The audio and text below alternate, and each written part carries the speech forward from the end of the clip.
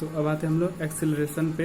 Acceleration में क्या है कि अगर कोई ऑब्जेक्ट है, ठीक है, इनिशियल वेलोसिटी के साथ चल रही है। देखो इनिशियल वेलोसिटी का अगर बात करो तो 0 भी हो सकता है या कोई आप स्पीड भी हो सकती है उस टाइम पे, ठीक। 2 किलोमीटर पर आवर बोल सकते हो, 10 किलोमीटर पर आवर, मतलब कि वो एक स्पीड से चल रही है तो उसकी कुछ ना कुछ इनिशियल वेलोसिटी है। वो 0 भी हो सकता है, उससे ज़्यादा भी हो सकता है, लेकिन उसकी वेलोसिटी आप चेंज कर दो।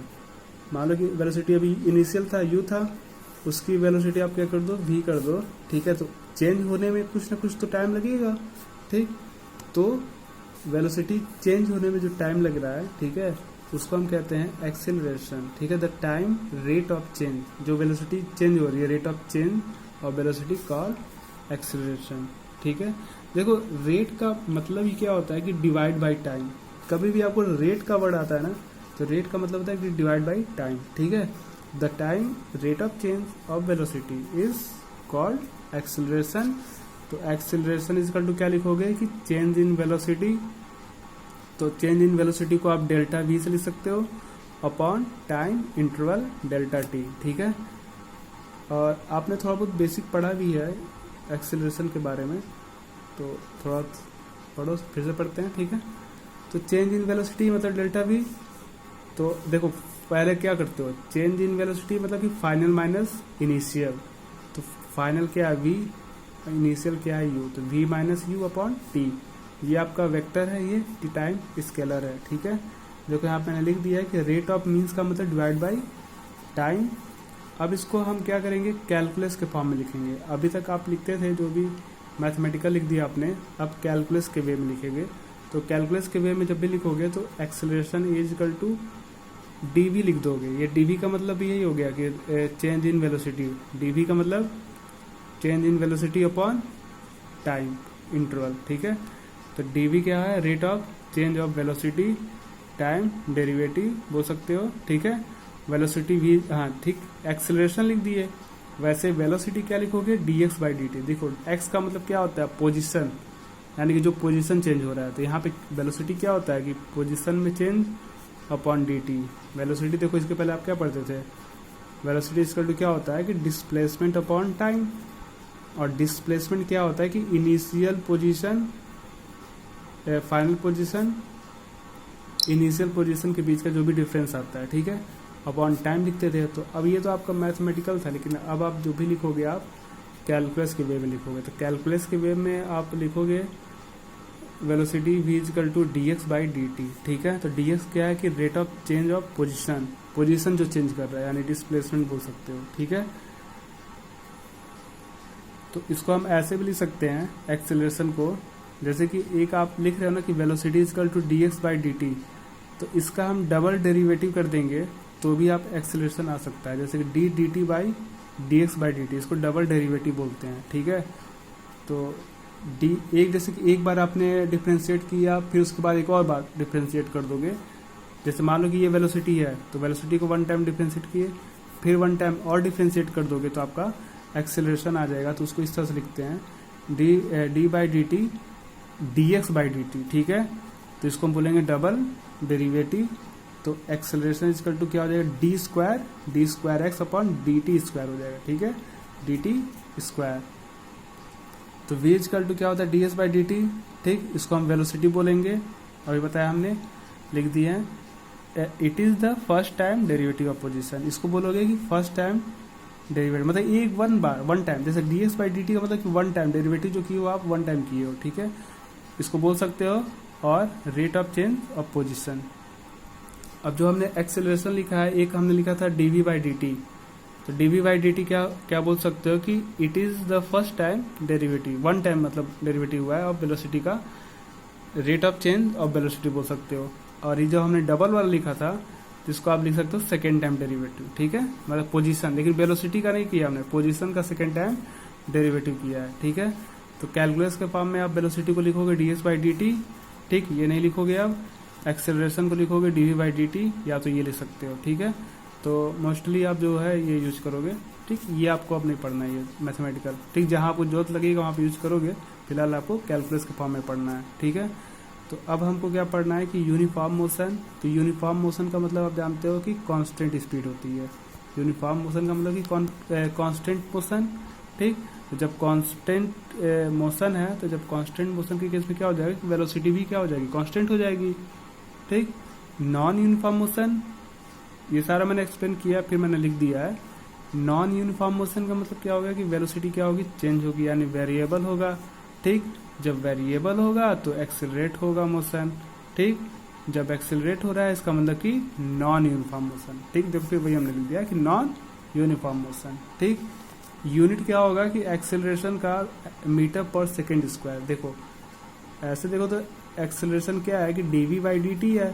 तो डीवी ये आपको क्या है, वेलोसिटी है, और वेलोसिटी का यूनिट क्या होता है कि मीटर पर सेकेंड होता है, और टाइम का क्या होता है, सेकेंड।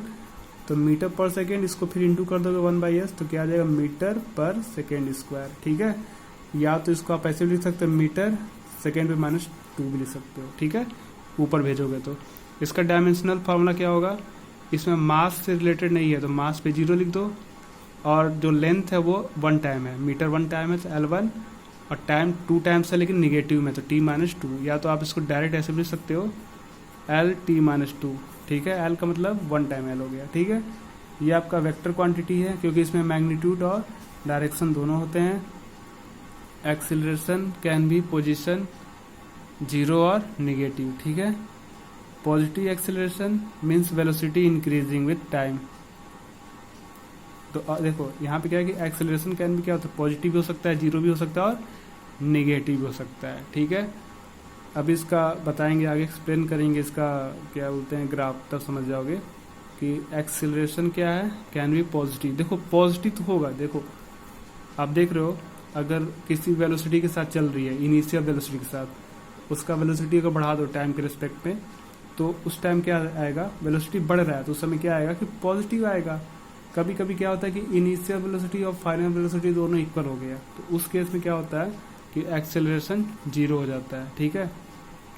लेकिन कभी कभी जैसे आप कोई गाड़ी चला रहे हो, आप किसी वेलोसिटी के साथ चल रहे हो, फिर अचानक से आपने ब्रेक मार दिया, तो ब्रेक मारोगे तो उसकी वेलोसिटी क्या हो रही है, कम हो रही है, डिक्रीज हो रही है, तो उस समय बोलते हैं जो एक्सेलरेशन आता है वो निगेटिव आता है।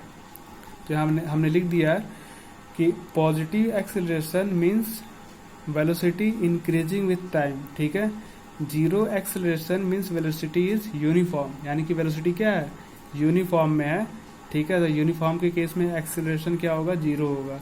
वाइल निगेटिव एक्सेलरेशन, ठीक है, या तो इसको रिटार्डेशन बोल सकते हो, means velocity is decreasing with time, मतलब वेलोसिटी क्या हो रही है उसकी टाइम के रेस्पेक्ट में क्या हो रही है, डिक्रीज हो रही है, ठीक है। तो उस केस में निगेटिव एक्सेलरेशन होता है, रिटार्डेशन होता है, ठीक है। तो अब आते हैं हम लोग यूनिफॉर्म एक्सेलरेशन क्या होता है। तो यूनिफॉर्म एक्सेलरेशन क्या है, देखो ये कार है हमारी, ठीक। अब देखो अब कार तो बनाएंगे नहीं अच्छे तरीके से, तो भाई इसी पे खुश रहो, लग रहा होगा कि कुछ और है लेकिन ठीक है, चलो भाई कार मान लो, ठीक है। न्यू कार है, ये नई डिजाइनिंग कार है, चलो ये कार है, ठीक। मान लो कि हमने इसको कांस्टेंट स्पीड, कांस्टेंट इसका एक्सेलरेशन जो है वो कांस्टेंट हमने मान लिया है। वो जो कांस्टेंट मान लिया है, देखो कभी भी इस तरह का क्वेश्चन होना है तो कुछ न कुछ वैल्यू मान लिया करो, जैसे कि XYZ मानोगे तो थोड़ा सा कंफ्यूज हो जाओगे। तो हमने यहाँ पे एक्सेलरेशन क्या मान लिया कि 4 मीटर पर सेकेंड स्क्वायर है, ठीक है। 4 मीटर पर सेकेंड स्क्वायर इसका एक्सेलरेशन है, जो कि कांस्टेंट है, चेंज नहीं हो रहा है, यानी कि वो कांस्टेंट है, ठीक है। In every 1 second velocity will increase by 4 meter per second, ठीक है। यानी ये बोला है कि हर 1 मिनट में इसकी जो वेलोसिटी है वो बढ़ रही है, कितना, 4 मीटर पर सेकेंड। ये देखो वेलोसिटी है, ये टाइम है, ठीक। तो हर 1 मिनट में 4 मीटर पर सेकेंड क्या हो रही है, इसकी वेलोसिटी इंक्रीज हो रही है, ठीक है। मान लो इसकी हमने टाइमिंग 0 से स्टार्ट किया, स्टार्टिंग टाइमिंग हमने रख दिया 0 सेकेंड, तो इफ टाइम अगर 0 सेकेंड है तो उस समय इसकी वेलोसिटी भी क्या होगी, 0 मीटर पर सेकेंड होगी, ठीक है। अगर टाइम 1 सेकेंड है तो इसकी वेलोसिटी 4 मीटर पर सेकेंड हो जाएगी। हमने क्या किया है कि एवरी सेकेंड में क्या हो रहा है कि 4 मीटर सेकेंड बढ़ रहा है हर 1 मिनट में, तो 4 मीटर पर सेकेंड हो गया। तो फिर अगर टाइम 2 सेकेंड है तो 4 से क्या हो जाएगा, 8 हो जाएगा, बढ़ता जाएगा, 4 में 2, फिर 4 में 4 ऐड कर दोगे। कांस्टेंट जो भी इंक्रीजिंग हो रही है ना वो कांस्टेंट है, पहले 0 था तो इसमें +4 हो जाएगा, अब यहाँ 4 है तो फिर +4 करोगे तो क्या आ जाएगा 8 हो जाएगा, फिर यहाँ पे +4 कर दोगे थर्ड वाले 3 सेकेंड में तो 12 हो जाएगा, ठीक है।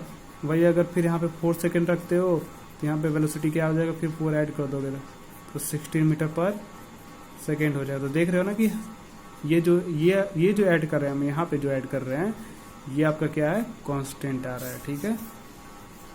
तो उसको हम बोलते हैं यूनिफॉर्म एक्सेलरेशन। जो एक्सेलरेशन हो रहा है वो यूनिफॉर्म के केस में हो रहा है। नॉन यूनिफॉर्म एक्सेलरेशन में वेरिएबल होना चाहिए, ठीक, मतलब कि वैल्यू चेंज होती जाए। मान लो कि फिर मेरी वही वापस कार आ गई, टी टाइमिंग इसकी 0 सेकेंड है। अगर टाइम 0 सेकेंड है तो उस समय हमने वेलोसिटी क्या मान लिया कि 0 मीटर पर सेकेंड है। टाइम 1 सेकेंड है तो उस समय वेलोसिटी 2 मीटर पर सेकेंड है। तो फिलहाल देखो अभी यहाँ से इन दोनों से हम नहीं पता कर पाएंगे कि ये कांस्टेंट है कि वेरिएबल है। देखो 1 सेकेंड में 2 मीटर पर सेकेंड इसकी वेलोसिटी हुई, अगले 2 सेकेंड यानी कि फिर 1 सेकेंड के बाद से 6 हो गया। अब ध्यान देना यहाँ से जो इंक्रीज हुआ है वो +2 हुआ है, अब जो इंक्रीज हो रहा है वो +4 हो रहा है। देख रहे हो ना, यहाँ पे 2 था, यहाँ पे सभी जगह 4 इंक्रीज हुआ, यहाँ पे 2 फिर 4 ऐसे कुछ और आ जाए, ठीक है। कम भी हो सकता है, ज़्यादा भी हो सकता है, ठीक। तो उसको बोलेंगे नॉन यूनिफॉर्म एक्सेलरेशन, ठीक है। तो जब भी नॉन यूनिफॉर्म एक्सेलरेशन होगा तो वहाँ पे एवरेज एक्सेलरेशन फाइंड आउट करेंगे। The average acceleration over a time interval is defined as the change of velocity divided by the time interval, ठीक। तो ये क्या करोगे, जो भी आपका एक्सेलरेशन है वो v2 माइनस v1 अपन t2 माइनस t1 कर दोगे, ठीक है। v2 माइनस v1 को आप डेल्टा v और इसको डेल्टा t लिख सकते हो, यानी कि डेल्टा t का मतलब कि जो भी टाइम में चेंज हुआ, टाइमिंग में चेंज हुआ, जो वेलोसिटी में चेंज हुआ, ठीक है। जो देखो ये वाला ग्राफ देखो, मान लो यहाँ पे वेलोसिटी टाइम का एक हमने ग्राफ बनाया, ये टाइम है t, ये वेलोसिटी है v, ठीक है। तो मान लो कि पहले कोई देखो ये टाइम यहाँ रखते हैं, बताया था हमने क्यों टाइम रखते हो, ठीक। मान लो कि देखो टाइम बढ़ेगा तो कुछ ना कुछ वेलोसिटी बढ़ेगा, क्योंकि देखो यहाँ पे वेलोसिटी बढ़ा रहे हैं हम, और वो भी क्या नॉन यूनिफॉर्म होना चाहिए, ठीक है। तो पहले देखो वेलोसिटी क्या था, यहाँ से यहाँ तक हमने v1 मान लिया और टाइम t1, तो इस पे यहाँ पे ये हमने पॉइंट ले लिया। ये ऐसे चल रहा है यूनिफॉर्म में, ऐसे चलता है, स्ट्रेट नहीं होता, थोड़ा ऐसे जाता है इसका, ठीक है, स्लोप ऐसे बनता है। फिर देखो एक पॉइंट, हमने 2 पॉइंट ले लिए, एक पॉइंट ये ले लिया, एक पॉइंट ये ले लिया, और इन्हीं के बीच का हमने स्लोप फाइंड आउट करना है। यही जो स्लोप है यही हमारा क्या है, एक्सेलरेशन है। तो देखो पहले यहाँ से यहाँ तक आने में t1 लगा, और यहाँ से यहाँ तक ये ऐसे परपेंडिकुलर ड्रॉ कर लोगे, ठीक है, और यहाँ से यहाँ तक आने में t2 लगा, यहाँ से यहाँ तक v1 मान लिया वेलोसिटी, और इसके लिए वेलोसिटी क्या हो गया v2, ये पूरा यहाँ से यहाँ तक v2 है। जैसे v1 v2 v3 ऐसे जाएगा, तो ये हमने v1 ले लिया t1 के रिस्पेक्ट में, फिर v2 और t2 ले लिया हमने, ठीक। अब ये हमें स्लोप फाइंड आउट करना है। तो स्लोप के लिए हमने बताया था कि y एक्सिस का जो चेंज हुआ है और x एक्सिस का चेंज होता है फॉर्मूला। तो यानी y2 माइनस y1 बोल सकते हो, x2 माइनस x1, ठीक, ये बोलोगे। तो यहाँ पे आपका जो आप एवरेज एक्सेलरेशन फाइंड आउट कर रहे हो वो आप किस क्या होगा, delta v upon delta t। तो del v upon del T, और डेल v को क्या बोलोगे, v2 माइनस v, मतलब कि v2 कितना था टोटल, देख लो ना, v2 था, यहाँ से यहाँ तक v1 था, ठीक, ये v1 था, ये v2 था, और जो स्लोप है आपका ये रहा, ठीक है, ये रहा है आपका, इसके बीच आपको कितने का बताना है। तो v2 में से v1 हटा दोगे तो यही बचेगा ना, देखो v2 माइनस v1। वैसे यहाँ पे टाइम ये बताना है आपको, तो यहाँ से यहाँ तक t2 है, यहाँ से यहाँ तक t1 है, तो t2 में से t1 हटा दोगे, बच जाएगा ये, ठीक है। ये लिखोगे एवरेज एक्सेलरेशन, ठीक है। अब इंस्टेंटेनियस एक्सेलरेशन में क्या होगा, जैसे हमने एक यहाँ बताया भी था कि किसी एक पर्टिकुलर टाइम पे देखते हैं, तो हमने कोई एक पॉइंट ले लिया, यहाँ पे टाइम t है, ठीक है। तो यहाँ पे एक टेंजेंट ड्रॉ करोगे, फाइंड करोगे स्लोप को, ठीक है। तो इसका क्या होता है, limit delta t 0 dv by dt, एकदम सेम जो इसके पहले हमने जो पढ़ाया था एक्सेलरेशन वगैरह वेलोसिटी वगैरह, dv बाई dt हो जाएगा। तो instantaneous acceleration is define in the same way as the instantaneous velocity की तरह ही है, ठीक है।